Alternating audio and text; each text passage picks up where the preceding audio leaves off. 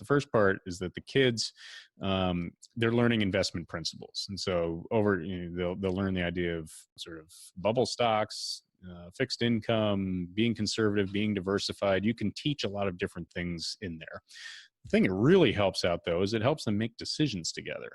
And one of the real scary things that I've seen in wealth management, generally speaking, is that sometimes for the kids, the first times they really even talk about money occur when the estate's getting settled, when the father dies or the mother dies or whenever that happens. And so when you're learning about doing these things and you're making these decisions together for the first time in an emotionally fraught scenario like that, boy, it gets ugly. And it also creates a situation where if there's a lot of resentment or if there are issues where one's been favored over another or all sorts of slights perceived and imperceived and real or not real, they come to the fore. And that infighting is the fastest way to watch wealth evaporate. That's when litigation happens, and that's when bad things occur. So that first part where you talk about the idea of having a family vacation pool and having the kids invested, you're teaching them investment principles. You're getting them to communicate with each other about money.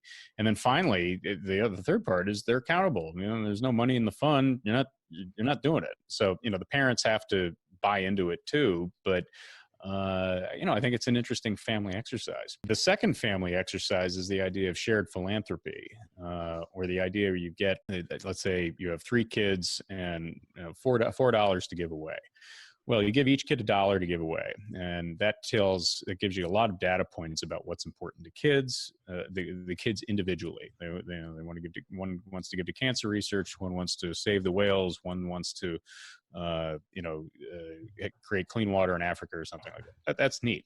The fourth dollar is interesting because if you have that be a group decision-making process, you get the family working together to give that last dollar away.